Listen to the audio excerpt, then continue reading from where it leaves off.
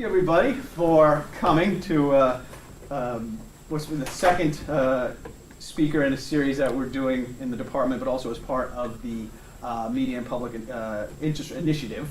And today, I'm real happy to have Lou Friedland here. Lou and I go, how far back do we go now? To the you were in graduate school. No, not quite. But Lou is actually here in town for a working group meeting that we've got tomorrow with some other folks. Seth Lewis is here from University of Minnesota. Say hi to everybody, Seth. And, hi, Seth. And so I actually decided then to also strong-arm Lou into giving a talk while he was here. It's called Lou, More for Your Money. Yeah, we're flying him out. We're going to get our money's worth out of Lou. But Lou is a professor, do I pronounce it right? The Vilas Distinguished Achievement Professor in the School of Journalism and Mass Communication at the University of Wisconsin. And he's also affiliated with the Department of Sociology. Founded and directs the Center for Media and for Communication and Democracy. And his work has been supported by the Ford Foundation, the Pew Charitable Trust, the Knight Foundation, and we work together. None of them support me anymore, though. That's how much they liked it. And we worked years back on something for the Center for American Progress on how to measure diversity in the media, back when that was a big issue in connection with the media ownership proceedings. We worked together a few years back on a really ill-fated effort to write a report on how to assess community information needs. We wrote that for the Federal Communications Commission. With that, Lou, I will turn it over to you. Okay. Nancy just knocked my talk out of my head. Hello. It's a pleasure to be here with all of you today, and especially this beautiful day on the Raritan. I would not be here necessarily if I were you, so I really do appreciate your coming. Can I just get a quick show? How many of you are undergrads? So conscripted, semi-conscripted. Okay. All right. And so others of you are graduate students in the back. Okay. Oops. I feel like I'm the personal greeter, preparing for my retirement.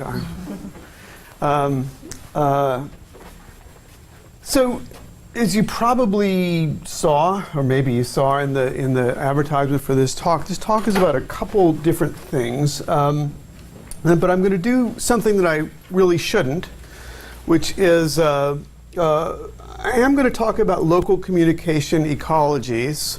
I'm going to explain a little bit in a while what I mean by that, and democratic communication. So, by communication ecologies, I mean a system by which all communication is connected in local communities. So if we take Newark, if we take New York, it's a bad example, but there's an entire range of communication in that community, right? Everything from TV and radio and broadcast to the, tens of thousands, hundreds of thousands of people working on their, updating their pages, and everything in between, right? So all of that activity we think of as communication ecology, and we want to know how it fits together. So how as a system of communication, how does this work? That's what we basically mean by communication ecology.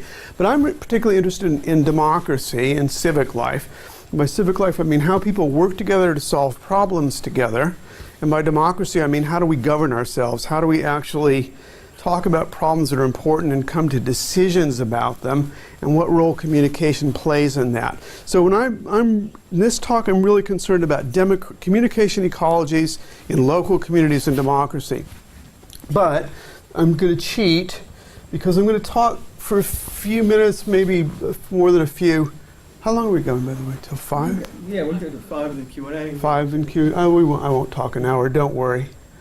But I want to talk to you just really for a few minutes about a book that I'm working on right now. This is my work in progress. It's the working title. There's two, but one is Civic Communication in a Network Society. So what I really want to know about is, given that we're all now connected by all of these networks, how does that affect civic and democratic life? Not just at the local level, but more broadly. And let me just tell you briefly what I mean by that. So what I'm trying to do is to actually criticize the idea of the network society. How many of you have encountered that idea of the network society as a thing, like many of you have, as a specific set of concepts. I think so I want to say one thing about that real quickly. Obviously, we all live in a society, and it's networked, right? So at some very basic level, more and more we use these technologies. We have social networks. Our friends are networked by these technologies. It's obvious that we live in a society where we're all connected by networks. So I want to be really clear. I'm not saying that that's not the case. It is the case. But let me tell you for a minute what I mean by society. When I'm arguing, I'm looking at a set of problems that I call the erosion of the social structures that hold us together. So yes, we're all networked, we're all connected, but the things that hold us together, the idea of society, I'm arguing is beginning to fall apart. So the connections that we have to each other at a larger level are weakening even while we're more connected by networks. There's a kind of a paradox here, if you want to think of it that way. And specifically, what do I mean by this social or society? I mean, in simple language, but not so simple. Who are we? How do we live together? And what does that mean? How do we actually, there's many different people, many different interests, we clash. How do we actually live together in the same social space? Are we members of the same community or different communities? Or actually both at the same time. So I think for every one of us, we know that when we go home, if we go, if we're here, we live in a campus community. If we go home, we're members of another community. We all are members of multiple communities. And even when we live in one place, we're simultaneously members of different communities, sometimes divided, I don't say divided necessarily, but distinguished by ethnicity, sometimes by race, sometimes by class or income, right? So we all have different communities and different identities. What we owe each other is a really important part of what I'm trying to think about. How do we figure out what we owe each other? And that's part of a very basic idea of the common good. What does the common good mean in a network society? How do we understand or figure out what we owe each other? What's the minimum that we owe each other? What's the minimum that we owe the least of us? And how do we keep track of that? How do we actually know what we owe? What kind of rules, and this is a problem among other things of the commons, something that Nancy has worked on for many years. How do we, what sort of rules are necessary to make sure that we actually give each other what we owe each other, right? Right. So it used to be, there's at least a story about American society that in the early 19th century, many of you have probably heard of Tocqueville. Heard of Tocqueville? Anybody read Tocqueville? Okay, a few of us, yeah. So that Americas were tied together by associations. When we wanted a school system, we actually got together in small towns, a lot like this one actually, in colonial, post-colonial times, decided, well, where are we going to put the school? How much money do we want to spend for the school? Who's going to hire the teacher? All those kinds of things, right, that we really basic decisions about how we live together in community and how do we govern ourselves. So not simply what are the rules, but how do we get things done together that we all know we need to get done. And so these are really basic questions of political and social theory. They've been with us since Hobbes, Thomas Hobbes in the 17th century, 16th century. There's nothing new about what I'm asking, excepting what I'm saying is that we're in a transition right now to a different paradigm of society, the network society. And some of you may have heard of Manuel Castells, whose famous trilogy, The Network Society, was first published in 1996. He's probably the foremost proponent of this idea. And Castells calls this a, quote, new social morphology. That's a mouthful. A new social morphology. Oops, I can take this off. A new social morphology, which means that it's the basic form in which we live. It structures everything about how we live is networked. That's one way of what he's saying. Is we can understand the world via the net and the self. If we understand the logic of networks and the structure of networks, implicitly, I'm arguing, we'll answer all these questions about how we ought to live together, what we owe each other, what we have in common, what we don't. Questions about community. That the network idea answers these questions. And I'm saying in a very fundamental way, I'm arguing with Castells, and I'm saying, no, it does not. It actually doesn't very well at all, and in many ways, it's actually contradictory. That there are many ways in which the ideas of that we call formally in sociology structure, agency, social action, what sort of social structures we live in, how we act within it with other people in concert. That effectively, that network society lens actually makes it harder to understand those things, not easier. People have argued, smart people who I like very much and who I respect, that we've replaced collective action, people getting together and engaging in social movements, with connective action. So a new form of social movement that's based upon the net. And most of those of you but of course some of you know that that's Lance Bennett and Bennett and Segerberg. Connective memory has replaced collective memory, people would argue. That people live in personal communities, right? What a weird idea that is, personal communities. I have a personal community.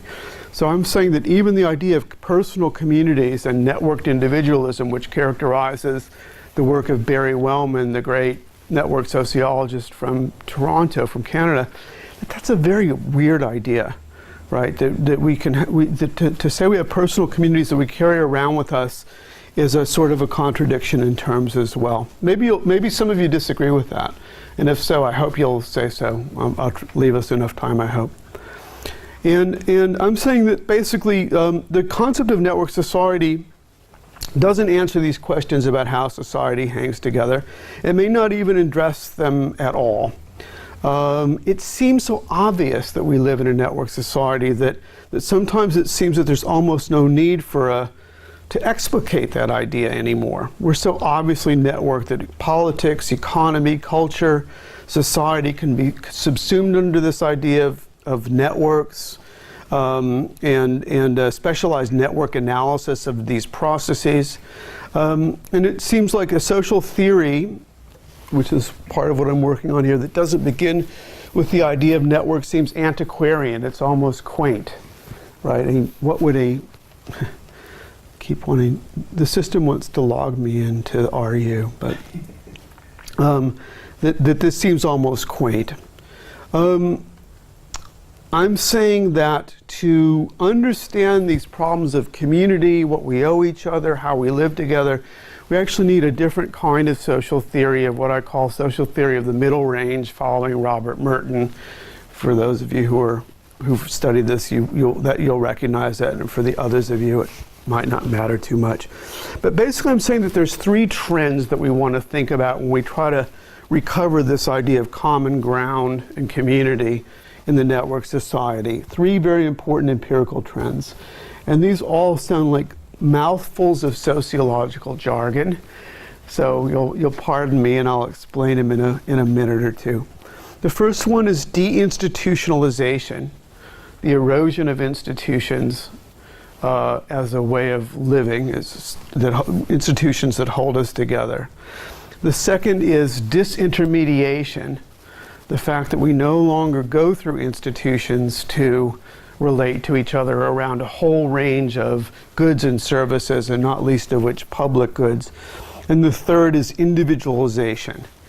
And this is a specific concept that a sociologist named Ulrich Beck has developed since the 90s. I'll talk about that in a minute. So real quickly, deinstitutionalization refers to what Neil Smeltzer, a great sociologist, has called the, quote, crisis at the meso level of social organization. Doesn't that sound interesting? A crisis at the meso level of social organization. What does that mean? More simply, that means that in the places where we live, in these communities in the middle, someplace between government way up here and global society on the one hand, and our very personal, direct one-to-one or 1 to 3 to 5 relations, someplace in the middle, there's a middle level of social organization, and he calls that meso, which just means middle.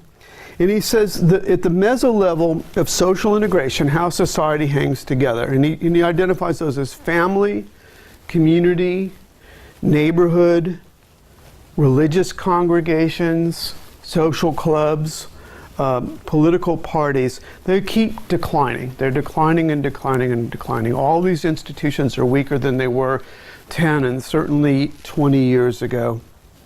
And at the same time, while these new network forms that we all know about, certainly social media being among the most prominent, have been filling in some of the gaps, it's not clear that they hold communities together in the way that these other meso-institutions used to. So this decline of institutions is a really important problem in figuring out how we live together and how we figure out how we're going to do that.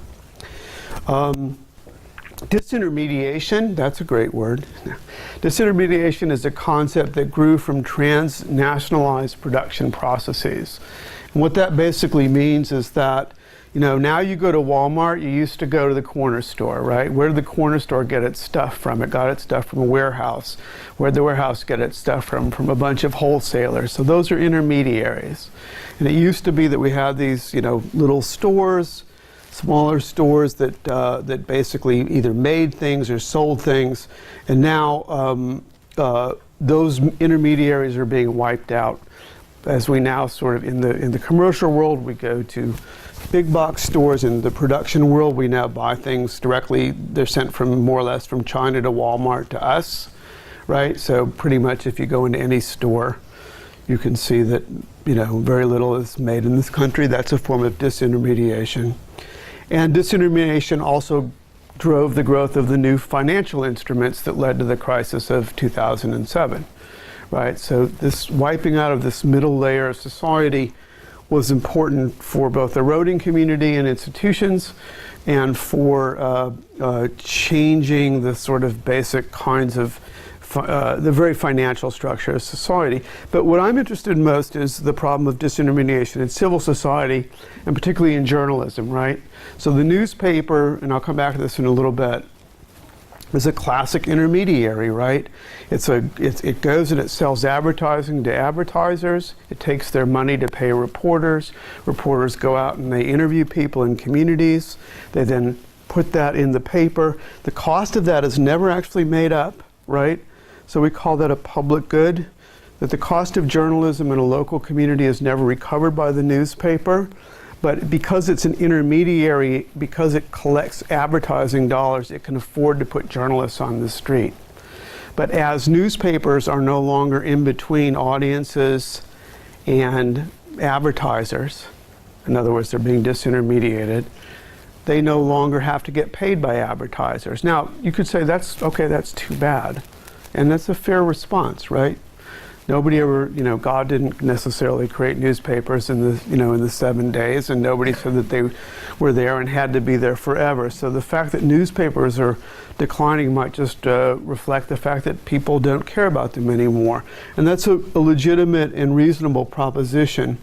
What I'm saying is that whether people care or not, and we can talk about that later, that the product of newspapers, journalism, which is a public good, and public good has a specific kind of meaning that I don't think I'll digress into now, but as you can imagine, it's something that we believe that the public needs, but that can't be produced by the marketplace.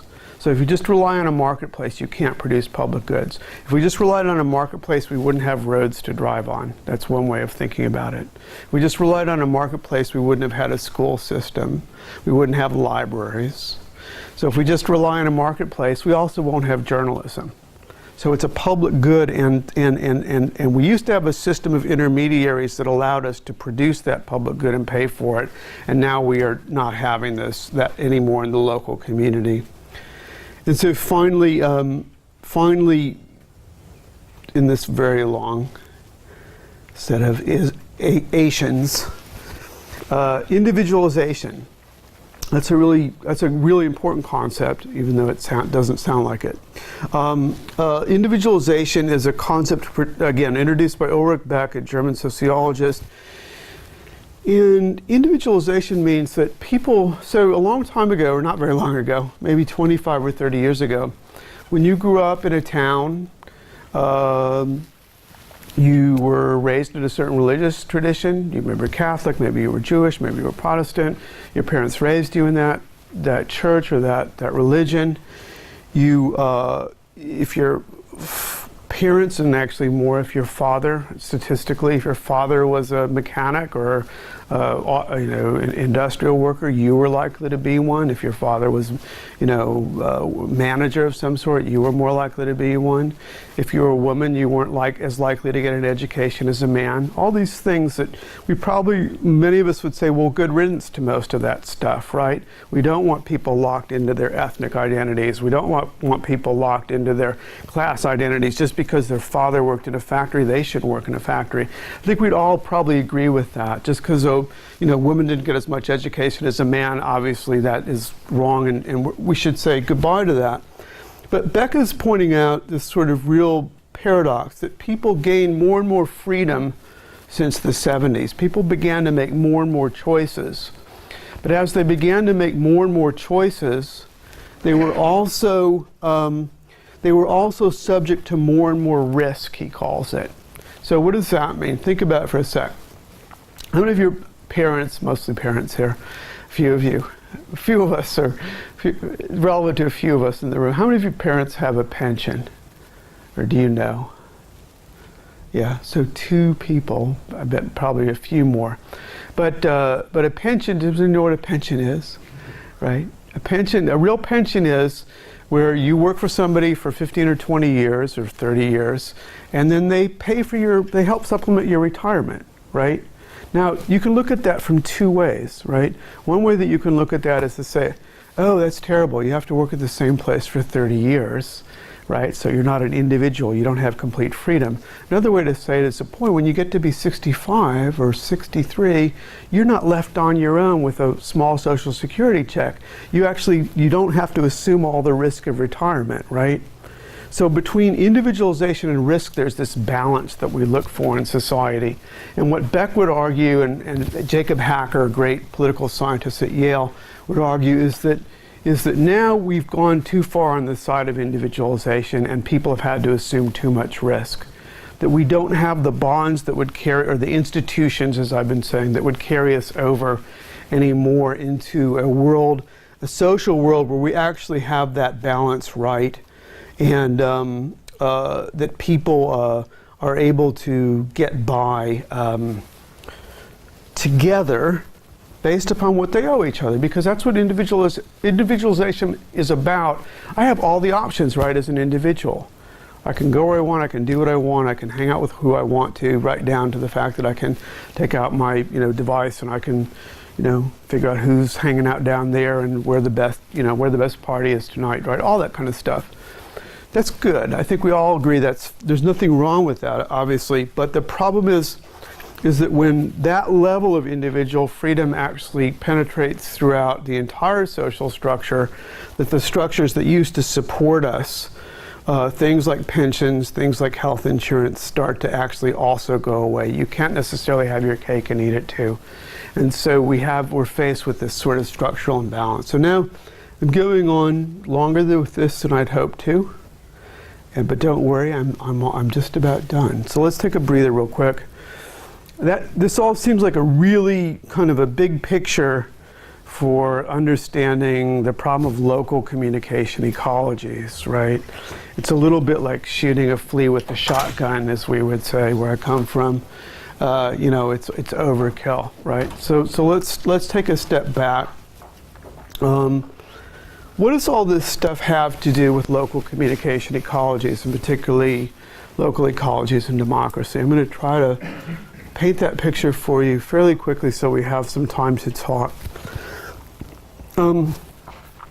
As Phil said in the introduction, Phil and I, along with Ernie Wilson, Carola Weil, and Katya Ogyanova of USC Annenberg in 2012 wrote a report for the FCC on the critical information needs of American communities. Now, this was commissioned by the FCC, and what we did is we looked at about 1,000 articles, and we boiled those down to about 500 articles. And we said, are there critical information needs of American communities anymore? Is everybody sufficiently individualized, that we don't have collective or common needs anymore, that we only have individual needs. And so we looked at this in 8 areas, and we wanted to know what are the information needs that Americans might have in these areas. So just bear with me for a sec. Emergency and risk, right? You live in a community, there's emergencies, we're facing one right now, right? At least a media, something between a real crisis and a media crisis in Ebola, right? So emergency and risk communication, health and welfare, that's another obvious one. Education, people have information needs about education. Transportation, quite literally, can I use the bus system? How do I know? What are my options in transportation? Economic opportunity, everything from where are there jobs to where can I go back to school to upgrade my skills. The environment, pretty obvious. Civic information, or information about civic life and civic opportunities. And finally, political information, or information about local democracy. And we called this a need-based review, partly because we hypothesized that Americans did have needs in all these areas. We said, we think they do. We want to look at all the literature that we can assemble to see if there's any evidence that Americans actually do have needs in these 8 areas. So in this new age of the net, do we even have needs anymore in these areas? And if so, does the net meet all of those needs? And I'm just going to read you a very short, very brief paragraph that sort of opened up this piece, because it sort of makes the connection better than I can spontaneously. We said Americans live in communities of place, right? You live in real places, despite the exponential penetration of new forms of digital technology into every corner of everyday life. So we are networked, but we still live in these places. Whether it's South Los Angeles or rural South Carolina, our needs for information are shaped by the places that we live in, our blocks and neighborhoods, cities or suburbs, and the people we live with. For example, the local zip code is the single best predictor of your health status. If you give me your zip code, I can predict how healthy you'll be and how long you'll live, better than just about anything else, right? So place really still matters a lot, where you live. The groups we are a part of also shape our information needs in many ways, by ethnicity, race, immigration, by religion, by occupation or income, by gender and family situation, our health or our abilities. Every individual American's needs are built up from the intersections of these memberships, as well as individual tastes and preferences. So, simply, we live in places. Those places really shape who we are, and what our needs are, and how we negotiate with each other in society. And the way we navigate that is a combination of individual needs, which we all understand. We all are individuals, and certainly nothing I'm not saying anything otherwise. But we also all have these other kinds of sets of needs. If we live in a community, I'll just give you a really simple example from our study. People say, for example, oh well, health needs. You don't need health needs. American communities don't have health needs, information needs, because first of all, everyone can get that anyone can get anything they need from their doctor, and if you have any problems, you can go on the net and find out, what your symptoms actually indicate and where to go. Well, actually, of course, that's not true. It presumes you have a doctor. It presumes you have broadband. And not least of all, it presumes that the net has all the information that people need about living in their local communities. So try this when you get out here. Try to Google where you can go get health care if you don't have money here. Now you're students, so you have a student health center. That's a little bit of a, that's a good cheat in some ways. But if you try, Phil doesn't think so. But think about some basic need that you have, and try to find on the net where, if you're a Latina mother in South Los Angeles, where can you actually get health care? Where's the well baby care if your baby's sick? Not an emergency room, which of course there are a number of, but is there someplace that you can actually go to have your baby taken care of? It's really hard to find that stuff out. We've built an education system in many of our cities. I come from Wisconsin, which is the home of, among other things, a home of charter schools, right? And the basic presumption of charter schools is that people will have a marketplace of education, right? So if your kid's not getting a good public education, you can just go to the best school in town. Well, try finding out what the best school in town is, your hometown or wherever you live. Even in a place like Washington, D.C., for example, there's actually no data on the web, or at least there wasn't as of 2013, as of last year, that compares the quality of schools. So even if you believe that, say, voucher education or a marketplace of education is the best way to educate kids, a marketplace only works if you have information. And for most local communities in the United States, actually most of that information doesn't exist. And that's not even to talk about the growing failure of journalism in local communities. And, you know, Seth and Sarah are here, and they know a great deal about this, more than I do probably right now. But newspapers are failing around the country. Not failing quite in the sense of, you know, having a heart attack and keeling over, although some are, but they're in a slow decline. And the kind of common information that people need about their education system, about their local schools, about their tax system isn't being produced. Less and less of it is being produced every year. So if you look at the local communication ecology in a nutshell, it's being squeezed of both information that individuals need, that they used to get from family and friends to some extent, but now it's being outsourced to the web, but it's not on the web on the one hand.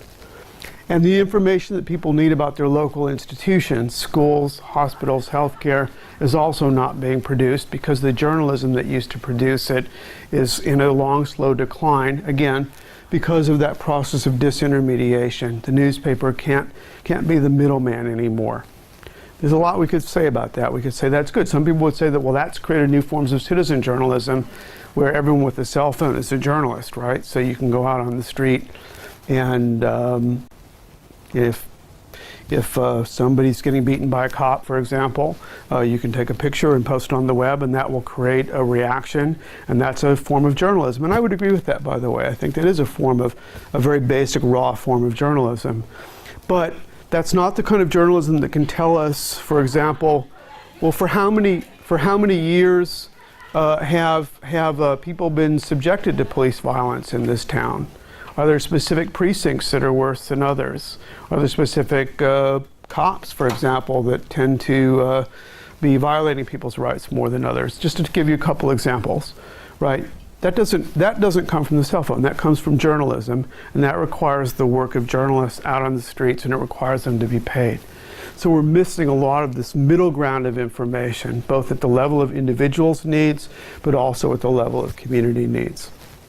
And so basically what I'm arguing is that because of that erosion, it is very, very difficult, maybe, I don't want to say impossible, because I think we always need to think that certain things are possible, but it's very, very difficult now to reconstruct that, right? I think a lot of what I've said is fairly obviously critical. I don't think that these trends are necessarily good for local community or democracy. On the other hand, I don't think we can put that genie back in the bottle, so to speak. It's not like we're all going to somehow, stop being individualized and using these devices. It's not like the newspapers are all of a sudden going to stop being eroded because their intermediary position will improve. So the real problem is, looking forward, what might we do about this, given that these are very, very large-scale social changes? And I was hoping that I would be able to put together something that would be a little bit hopeful to end this talk. I don't have anything that I think is extremely hopeful. But I think that the first thing that we need to do, when we did this report let me back up for a second. When we did this report for the Federal Communications Commission, it was accepted by the Commission. It was the first time that this kind of report had been done. It was the first time that the FCC had said, wait, and bear with me for a second, this is actually true. Wait, there are local communities that have information needs. We need to know what they are. And to do that, we need to do research to find out what they are to see if they're being met. Real basic stuff, but this was the first time that the FCC had ever acknowledged that those things were true. So what happened was that two things. The National Association of Broadcasters, on the one hand, decided this was dangerous because it might cause researchers to ask whether, for example, television stations were meeting those needs. So they thought that was dangerous. And Rush Limbaugh and some other people picked up on it and said, this is dangerous, well, because it's a form of communism, basically. Just to ask if there are community information needs is actually wrong. It's going to lead to the government getting involved in all these newsrooms all across the country and lead to the reimposition of the fairness doctrine. So they squashed these studies. The FCC, they made it too hot politically for the FCC to go ahead and do the studies to just ask the questions about whether these needs existed and how they were being met. So that's my hopeful conclusion. No. No. My hopeful conclusion actually concerns the research that at least some of you are doing and some of you might consider doing. We're going to be meeting tomorrow, some folks in this room, to talk about how we actually do these kinds of studies. And this kind of research, I think, is really, really important because it can begin to answer the sort of questions that I've been asking today.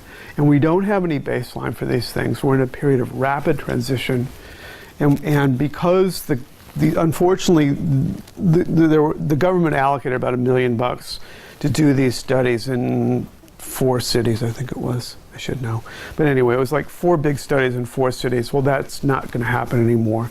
So now the question is, can we learn about these things? Can we model these ecologies in a way that can address these problems before it's too late, before these things have eroded completely?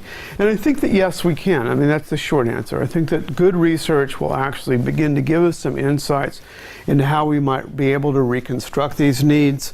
I actually run a project. I don't think this is the answer, by the way, or even a particularly great answer.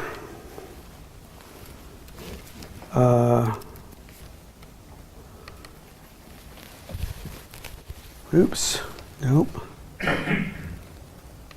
RU Wireless will not let me on again. RU Wireless hates me. It hates everybody. Does it? Okay, I'm going to stop then because there's no point.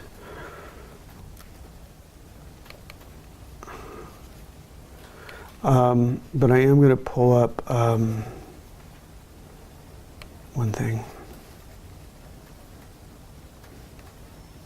And I'm just going to end with a couple questions.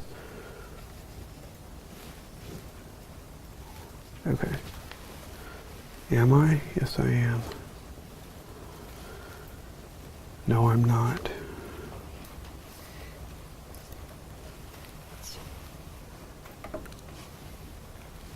Why it's not here, I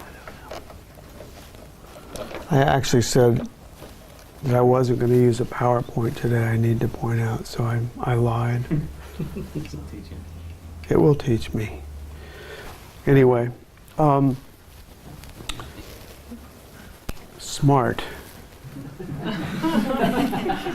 Long and the short, I'm not going to waste time with this because we'll get to questions and talk a little bit. But I think that we can model these ecologies. We can actually ask questions about what will work and what won't work, but we have to do that in a way that actually, first of all, involves good research on local communities, that takes into account these new forces of individualization and disintermediation into account, that looks at how new forms of media are interconnected in local communities, and if there's a way to begin to generate public policy that will allow us to look forward to the next phase of local communication, not simply to preserve the last one. It's not about preserving newspapers. It's about figuring out how we produce journalism for the next 30 or 50 years in this new, highly disintermediated, individualized environment. Okay, so enough of that. I know probably some of you might want to go, but if you need to, that's fine. But for the rest of us, I'll take some questions now or comments. Thank you.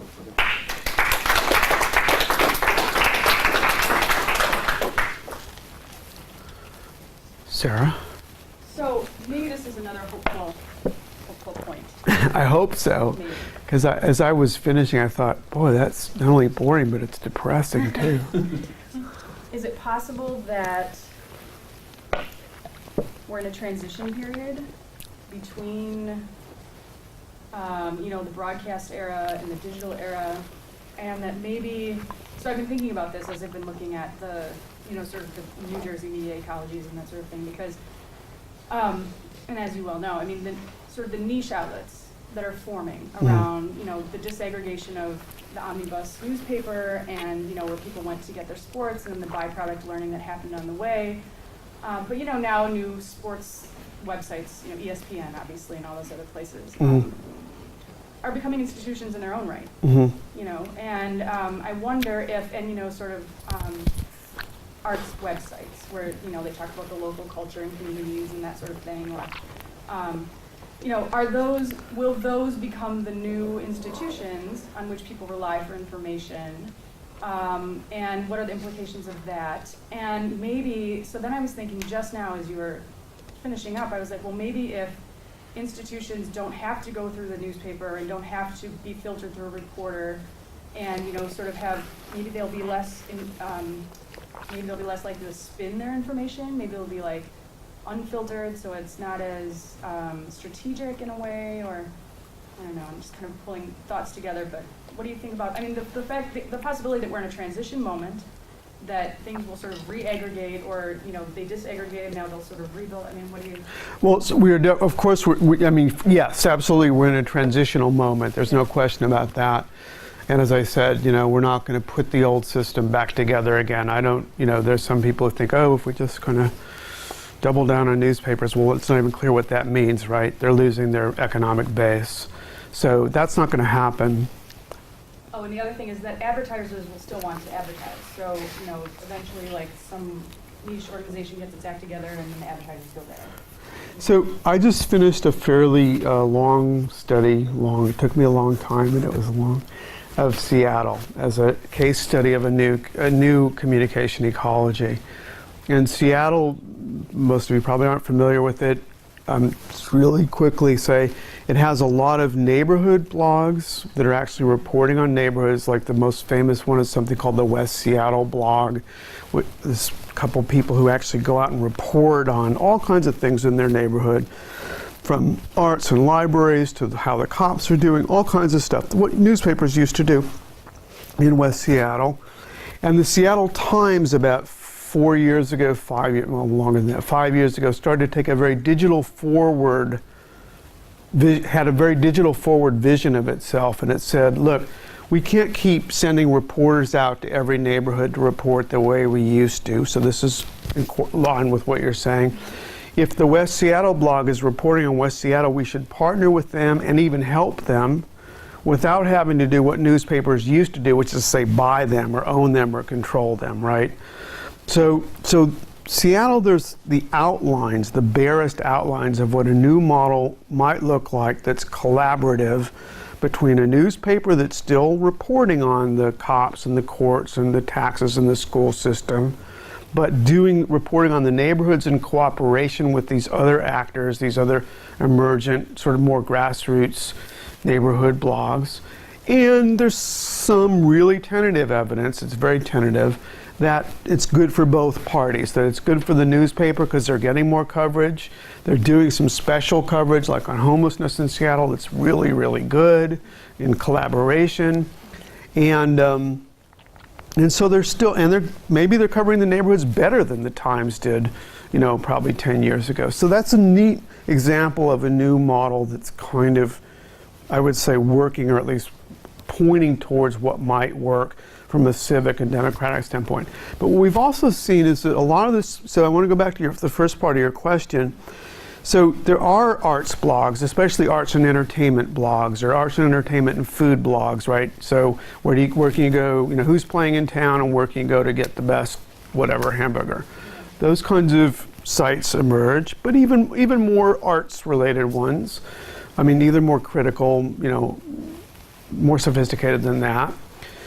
And there certainly are sports blogs, right? Because we all know that, if you live in Wisconsin like I do, every once in a while about the Packers, every once in a while about the Badgers. You can make money off of that just by running this. If ESPN wants to run a Wisconsin Packers blog, it will make money off of it. There's two problems with that. One is that, and you alluded to them, in the newspaper, and I just picked up my Wisconsin State Journal this morning, and I read the sports page pretty much every day first, right? I just don't, just so you guys know, I'm actually a human being too. I really want to know, who are the Packers playing this weekend? Is Clay Matthews actually going to get a sack eventually? Probably not. But so I care about sports. But on the way to that, I went to the front page and I read about the gubernatorial race, and I read about the 911 problem controversy in my county. Now, I would never go look up the 911. The gubernatorial race, maybe I would pay attention to it, just to be honest. But the 911 thing, I wouldn't go look that up. I wouldn't Google it. Does Dane County have a 911 problem? No way. I happened to see it on my way to the sports. If I go to the ESPN's Wisconsin, site, I will not see the 911 thing. And bluntly, I'm a journalism professor. So if I don't see it, even, very, very few people are going to see that kind of stuff anymore. So that's one level of problem. And sort of the flip side of that, even in Madison, Dane County, which is an extremely literate, as you might imagine, with the highest rates of literacy, highest rates of education, highest rates of technology use in the country. It's kind of like a test bed for where we might expect high quality public interest blogs to emerge. There hasn't emerged a blog on education, for example, even though the major debate in town is about the achievement gap between minority kids and predominantly white kids in the schools. Huge debate. It's there in the newspapers, but there's no blog about it. So is there going to be an education blog alongside the sports blog and the arts and entertainment blog? So far, there's very little evidence that those public goods parts of the old newspaper are emerging spontaneously on the web. Some parts of it will, because you can make money off of them, right? If ESPN can do the Packers better than the Wisconsin State Journal can, they'll run it because they can make money. And bluntly, that's life in America. I want people to understand. I know that's going to happen. There's not necessarily anything wrong with it. But the problem is that you won't get to the education, the 911, the police, accountability stuff. That's what's going to kind of disappear. Because if the newspaper's not supported to report on it, mostly it just won't exist in American communities anymore, I think. I could be wrong. Nancy? I'm thinking about New Jersey now, which we could call a media desert. And we have lots of towns that don't have any media. And I live in one of them, just across the Rare Camp. And what is it? What's the name of my town? Yeah. Highland Park. Highland. Okay. A newspaper. Okay. We are having these raging controversies going on right now. And there's no way, there's this like secret network. And I found them now on Facebook because other people, and there's all these signs up. And this is what happens over and over again. I was involved with a political issue last year, running a campaign, and I discovered there's this secret network. And so what you're talking about is communities that have newspapers and repurposing perhaps, and finding ways to sort of find news, especially places like Seattle or Madison. But in places like in New Jersey, we don't have anything. We're just in this total vacuum. And, some of us would like to say that the last election for our governor and people in the legislature, one of the reasons we have the politics we do in the state is because we have two metropoles, one's in New York, one's in Philadelphia. Right. And they basically shape our perceptions of our leaders. We don't know anything about what they do in Trenton because that's not covered. It's, Right. you know, I mean, state coverage in the United States, probably most of you know this, but coverage of state houses has not quite disappeared, but it's disappearing. And most of our laws are made in state capitals. Most of the, you know, what a city is, what a county is. Most of our labor laws, most of our criminal laws, on and on and on, environmental laws, most of those are made at the state level. They're made in Trenton, they're not actually made in Washington. No, some are, of course. And that level of coverage, just as we were talking about at the city level, these things are disappearing. Well, even more so the state level. I'm hoping to pull up a slide, but I bet I cannot do I it. just want to jump on that one. Yes. This is a trivia question I love doing in class. There is one distinctly defined media market in New Jersey. Anyone know what it is? Let's see. No, don't answer. We already talked about it. Newark. Huh? Newark. It doesn't. No. I mean, even Newark is considered part of the New York DMA. When policymakers look at media markets, they don't even count Newark because it's just too close to New York, right? And Camden is just too close to Philly. Oh, no. Princeton. Atlantic City. That's what I was gonna guess. Atlantic City. It's actually got local affiliate TV stations, Really? and it's a distinctly defined media market. And again, by the criteria that policymakers use to assess media. And so we're such a weird state that way. We're just the fact that we exist between these two other larger markets, it just sort of makes the whole area in between kind of arid. But what happens, though, if you're looking at cities and looking at their infrastructure, you're looking at cities that at least had media, so Seattle, Madison. Madison still has two newspapers, still has the Capital Times too? Yeah, it still does, more or less. That's right. But we're talking about communities with zero anything. So where do they fit into this whole framework? Well, I think that's a whole other set of issues, and I think that, so one thing you're asking or raising is the fact that there are plenty of communities that actually don't have any media at all anymore, even in a metro area. So West Seattle Blog has some rich coverage, but Bellevue has coverage, but it's kind of, given the amount of, decisions that get made in Bellevue. How many of you heard of I'm blanking on the, Seth or Sarah, you might know, or Phil, a town a town in LA County about 4 or 5 years ago, where basically there was a group of corrupt officials that got control of the city government, that all the local paper and local media had disappeared. And they were paying themselves like $1 million a year, like literally just looting the public treasury, but there was no news, no newspaper, no community newspaper anymore to report on it. And it went on for years. And they basically, looted the city dry. And it was a poor Latino community, mostly working class Latino people who were paying their taxes, working hard. And these people were engaged in like the most kind of wholesale graft, speaking of Atlantic City in the old days. I know it doesn't happen anymore. The most kind of wholesale graft under the noses of everyone. And so there are news deserts now, I think it's fair to say.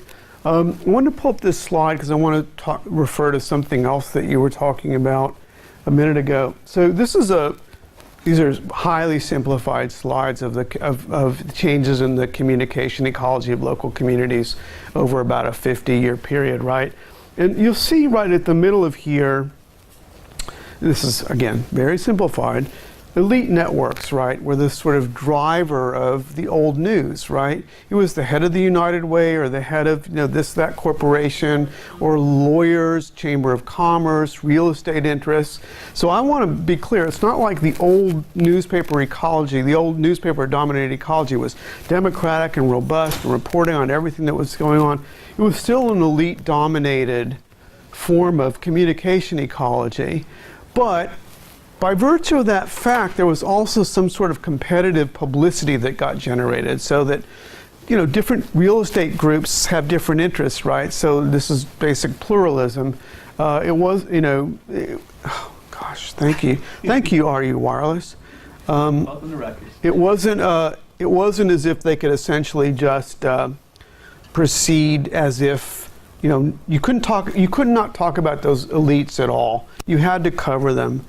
And then this is just a transitional era, which doesn't really matter. It's just sort of showing how all these things are connected. They start to be connected by portals, Yahoo and AOL, and these, email starts to connect social networks. And it's basically the same picture, but it gets complicated, and elite networks are still in the middle. This is a national picture. So this is the local picture today, where the elite networks are still there, and they're still central to newspapers, where newspapers are functioning and being reported on. But now we have all of this other, social coverage from the bottom up. And, Facebook, Twitter's, in some of it's neighborhood, some of it's localized, some of it's not, some of it's about national entertainment stuff flowing through the local ecology, but some of it's about national issues, for example. So this is a very, very different ecology than the old one, and this is what I mean. We can't, we're not going to go from this, nor probably should we, back to this, right? It's just not going to happen. So the trick sort of then becomes, given that, and by the way, and of course the elites are still there in local communities. Now, I went home to my hometown, nobody cares, I realize, of Springfield, Illinois, right, where my best friend growing up is part of a local real estate, basically elite. And he and his buddies sit together and they basically plan the whole town. They dominate the real estate and the healthcare industry. I know this is the healthcare city, right?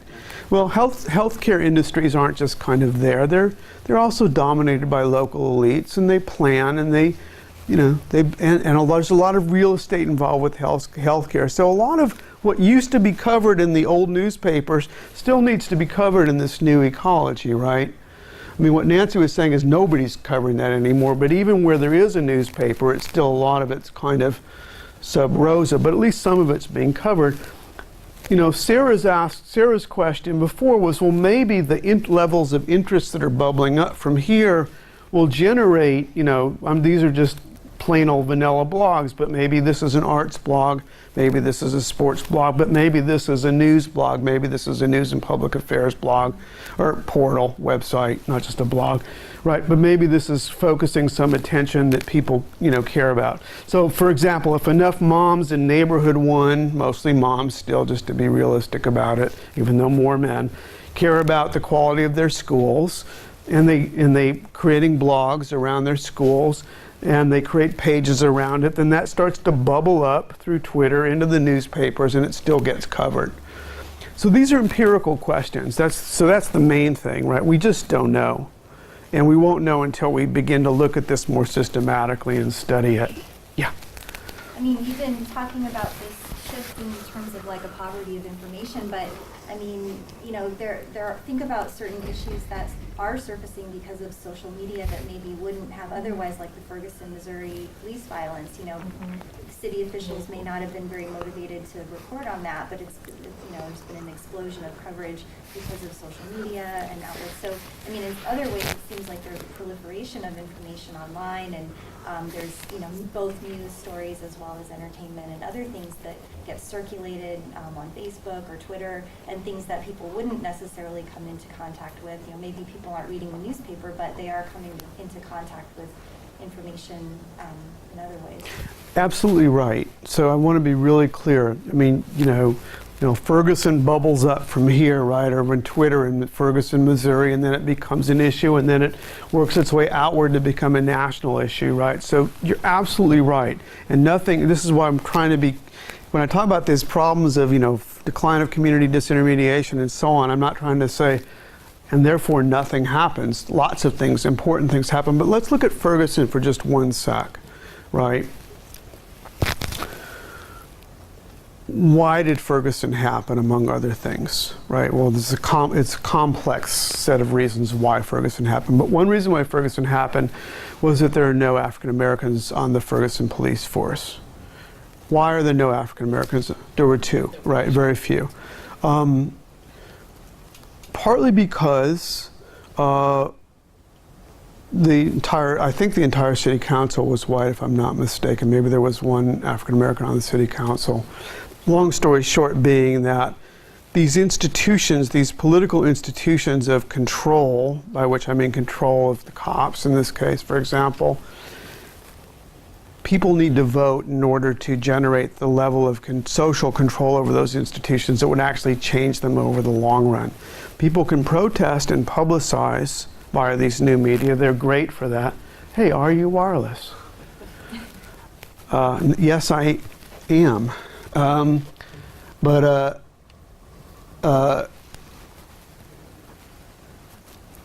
What I'm saying is that this is great for publicizing, whether it's a picture or a tweet or something that blows up, Ferguson or the Arab Spring. It makes things known that wouldn't have gotten known otherwise. Absolutely correct. The problem becomes in how you institutionalize change in the aftermath of this, right? So how does institutionalized change take place once we've blown up Ferguson? I mean, sorry, that's a bad metaphor. Once the controversy is sort of blown up and we keep using it, and we say, okay, there's a big problem here. How then do you actually institutionalize change? Now, one answer, maybe it's not everyone's answer here, is, well, African Americans in those communities probably need to vote more than they do. And voting is strongly correlated with a lot of things, but among other things, for example, newspaper readership. So there's a virtuous cycle of a certain kind of news coverage and a certain kind of democratic and civic participation. So I'm not disagreeing with you at all in terms of the importance of this bubbling up layer, and it does provide new kinds of news and new kinds of information. I'm somewhat skeptical that it supplies this sort of meso level that I was talking about, or that it can stand in for it. And I think that, you know, some people might say that's a straw man, by the way, the argument. Well, no one's saying it can stand in for it, you know, that in fact we need these other kinds of things. And I think that's a fair criticism maybe of what I'm saying. Yes, sir. Yes, you. I'm sorry, Steve. I think your concern here is about a really local community, place-based local community. So my question is that in the bigger picture, what matters more? Is it localized information, or is it institutionalized information?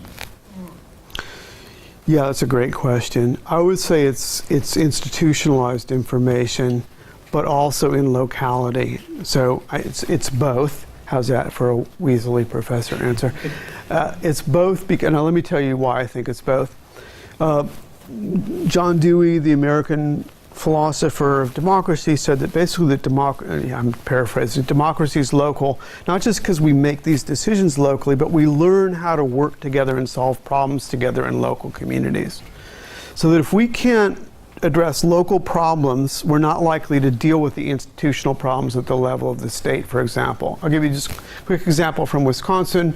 We've defunded schools in Wisconsin by about $300 million in the last 3 years. $60 million of that has gone to charter schools. There was recently an investigative report that charter schools literally lost $139 million, so even more than we were giving them every year is going down the drain. That's an institutional problem at the state level, but if people aren't engaged with it at the local level, they're not going to be engaged with it at the state level. So that's how those two things relate in my view.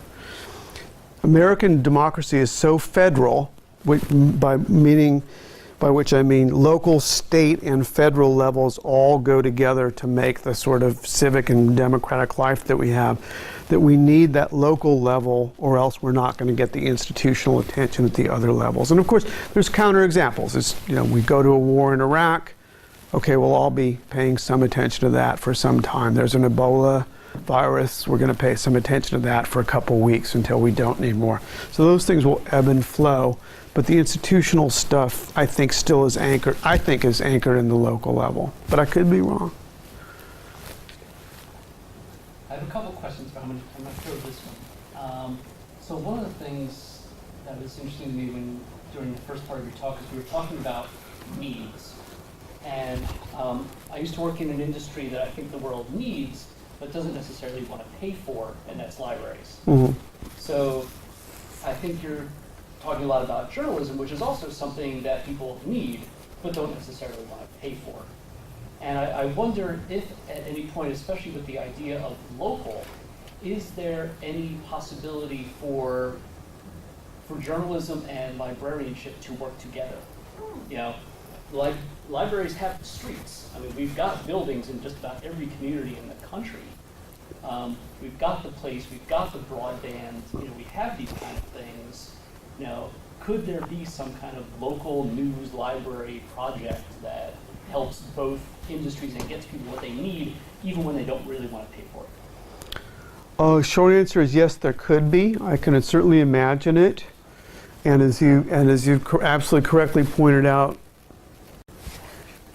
that people don't want to pay for it. So even that kind of a project has to be paid for. Journalism can be made cheaper, and it can be made more efficient, and it can be made more bottom up. But one thing it probably can't be made is free, right? Neither can libraries, for that matter. So we have these institutions, journalism and libraries. Somehow we have to pay for them, and the way we usually do that is taxes, right? That's how we pay for public goods. We do it with roads because we all agree we need roads to drive on. What? Not New Jersey. Okay, not in Wisconsin either. We're having a big fight over paying for roads too. But you know, the question sort of becomes then, what's a public good? And so let me bring that back to this problem, or even the problem that you raised. That problem of what's a public good goes back to the very beginning of my talk. How do we as citizens, as a larger civic community, recognize what's a public good, and how do we debate that? Do we need libraries or not? Well, you know, we would say yes. Many people would say yes, but I don't want to pay for them. Or yes, but I shouldn't pay for them. They should, whoever they are. Well, they is the government, right? Usually they is the government. Sometimes it's foundations, but usually it's the government. And so we have these debates about where do we set these boundaries for paying for public goods. I think journalism is a local public good. I think eventually we're going to have to go to some model. Bob McChesney and John Nichols, who I don't agree with about a lot of things, actually, for those who care. They're very smart guys, but I think in some ways their stuff is kind of, well, never mind, unrealistic. But they did have a proposal, a completely unrealistic one, that Congress should appropriate $30 billion for vouchers for people to use to pay for local journalism. And because they would be vouchers, they wouldn't be conservative or liberal. People could pay for, if they want to pay for, you know, Packer's blog, they can do that, right? So it would be a marketplace of journalism.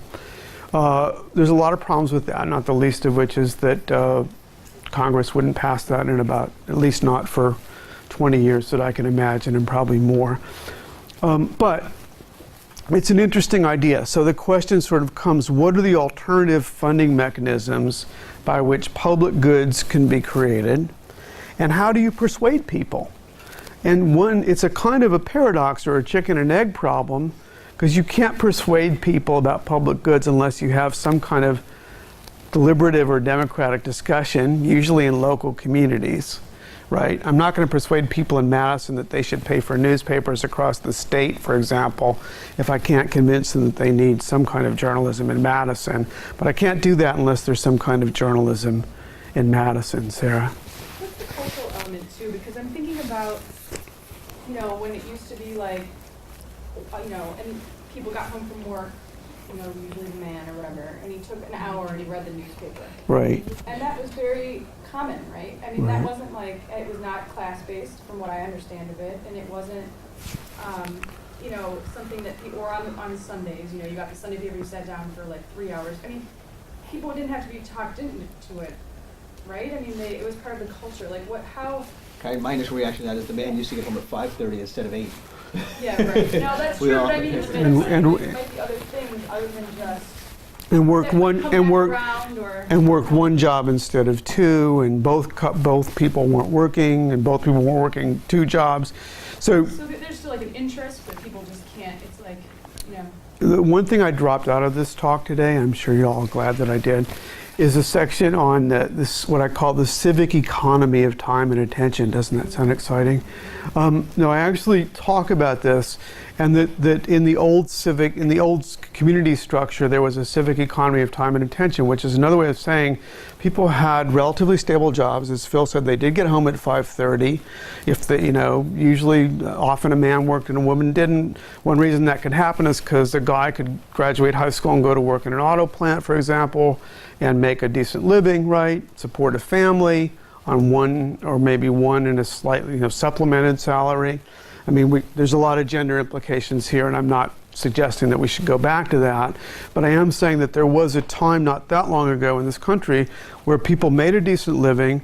They weren't they weren't having to buy a bigger house and a bigger house in order to get their kid a decent education, because their local public schools were pretty good. They could go to a pretty good local public library. All these things matter. This is a kind of civic infrastructure. And there's also an economy of time and attention. So, and I didn't get into it, but this is just a really shorthand, entertainment, etc. But in fact, every person in every community in the United States, we all have so much time and attention. It's a fixed quantity, right? And yet we now live on the web as if we have an infinite amount of time and attention, which is to say we can click through almost an infinite number of things in any given day. Well, of course we can't. So we absorb our time and attention in the things that are most clickable. And by virtue of that fact, the patience, not the literal linear cognitive process that it takes to sit down and read a newspaper, much less the time to do it, is being displaced. Now, there's a lot to say about that. I'm not going to try to digress into that, but I do think that there is literally an economy of time and attention generally, and the civic economy has to draw from that, right? If people are going to read RU Wireless, if people are going to read this other stuff at all, even maybe 5% of the time, that 5% has to come from somewhere. So. But people are doing continuous reading all day. News is coming at them all the time, so they may be getting their 5 minutes. They may be, but this goes back to the production, and this also goes back to the sort of, let's call it the 9/11 system problem. Nobody's clicking through to the 9/11 problem. Maybe there's a few 9/11 freaks out there, but basically, I don't even care about it. You know what I'm saying? I mean, I would never click, oh, we have a 9/11 system in Dane County and it's not working properly. That's a public problem, right? People can die from that.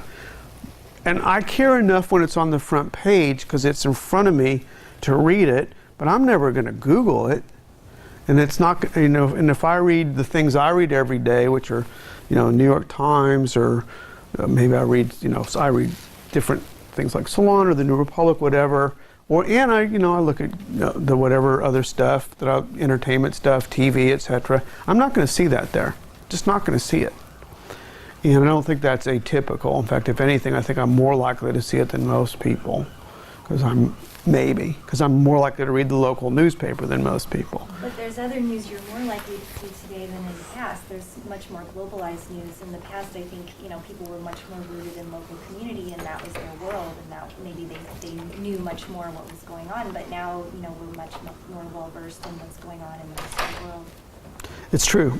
I mean, I don't disagree with that. I think the one huge area and great improvement over the old world, old system, ecosystem is that we are seeing stuff from the world that we wouldn't have seen otherwise. And by the way, Seattle, I'm sort of on a Seattle kick. There's something called the Seattle Globalist, which some of you, have anybody heard of it? No? So, oh gosh, what's Sarah's name? Not you, Sarah, but another Sarah who started, this is a group of young people who basically decided they wanted to travel around the world. So they literally had a series of bake sales, raised about $5,000 or $7,000, bought a cheap video camera, and started traveling around the world and filing reports for NewsHour and stuff, and on the web. And then when they got back to Seattle, they said, how do we tell the global story through a Seattle lens so that people will care about it even more? So so that now the globalist it's still independent, but it's also a part of the Seattle Times, or cooperated sort of under the umbrella of the Seattle Times. So yes, people do know more about the world. I think, I'm not sure they know about, I have to be honest, I don't think they know more about the world. I think that they're being exposed to more information about the world. Whether they know more or not is an empirical question, and I'm skeptical, but I'm, as you can see, a sort of a skeptical crab of a person. Yes, sir. Oh, Seth? Sorry. Yeah, I can wait. Go ahead. Do you want to go ahead? Go ahead.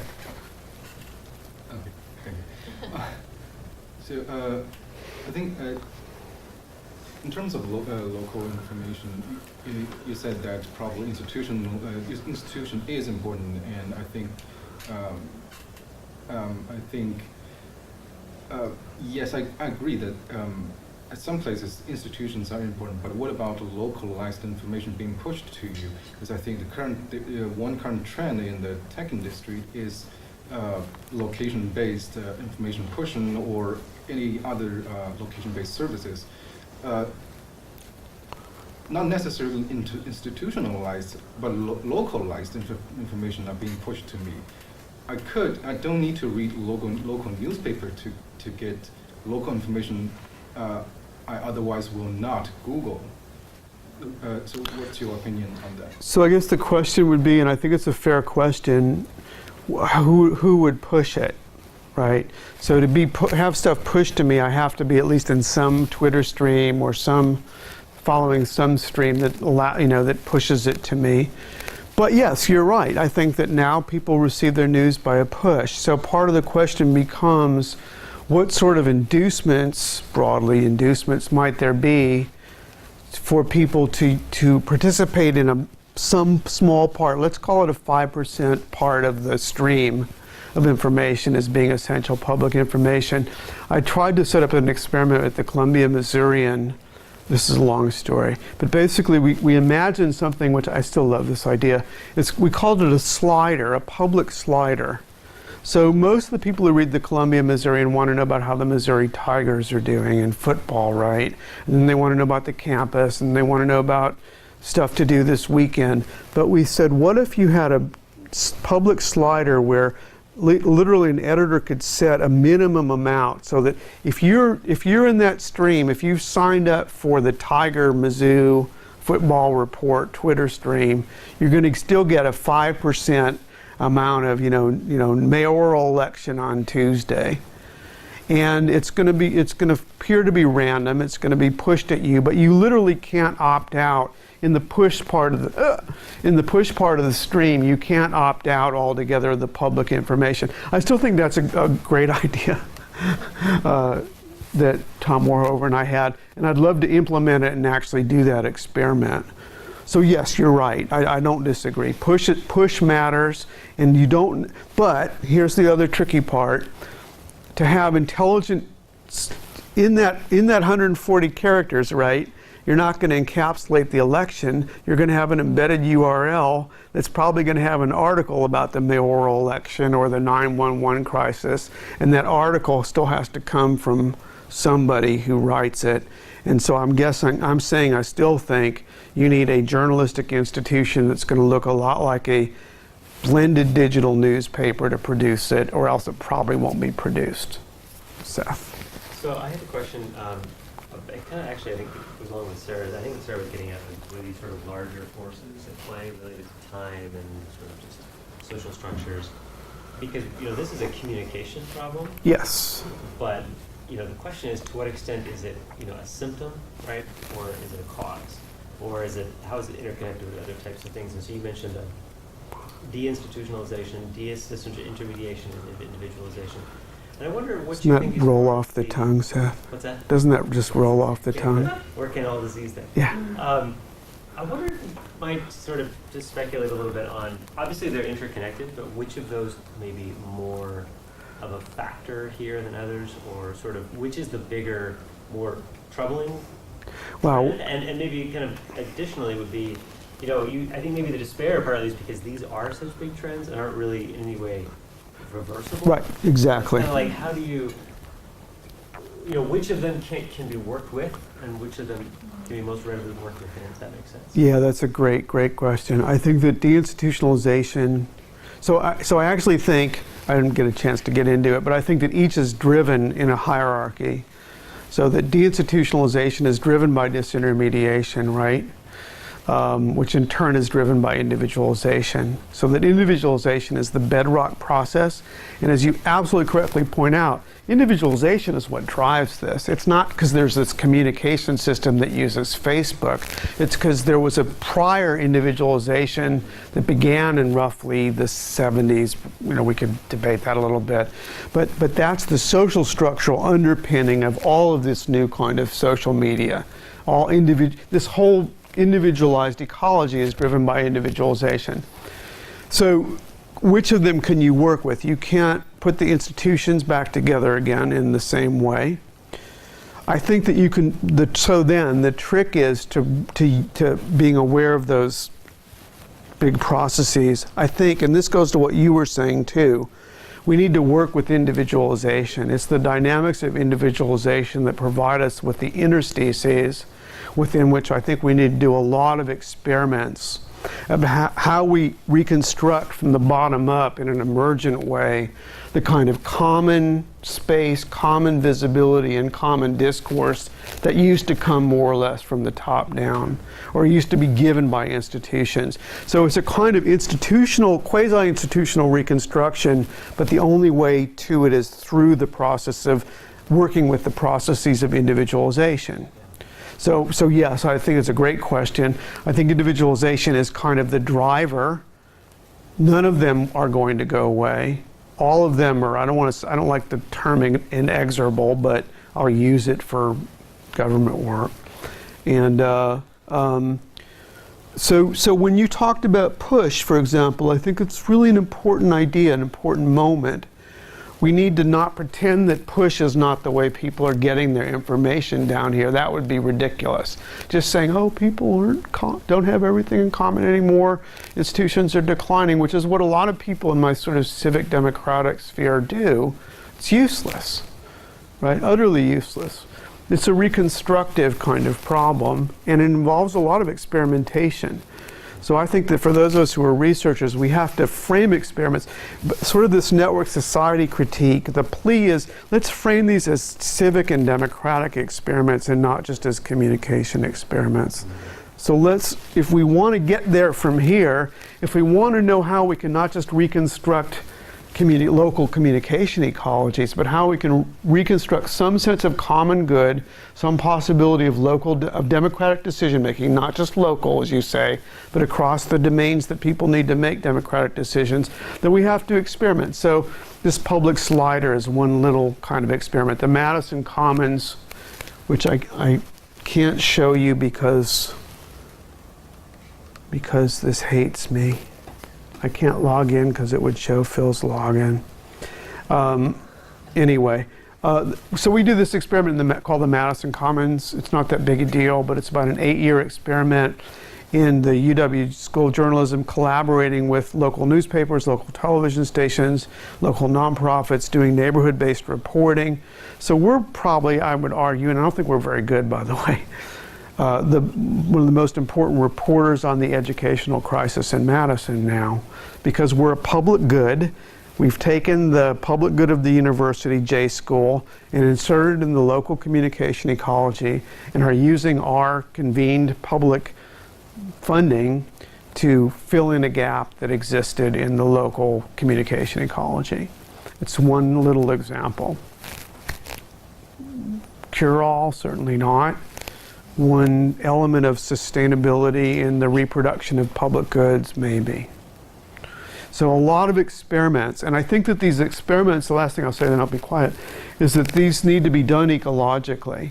They aren't just little, if they're one-off little, here's a blog, here's a website, let's see what the effect of A is on B. Yeah, of course you need to know what the effect of A is on B to even draw any larger inferences, but I'm suggesting that we need to actually have an ecological framework for understanding the broader civic and democratic effects of these summed up little experiments that we might be doing. Thank you, Lou. Thank you, everybody. Okay, thank you.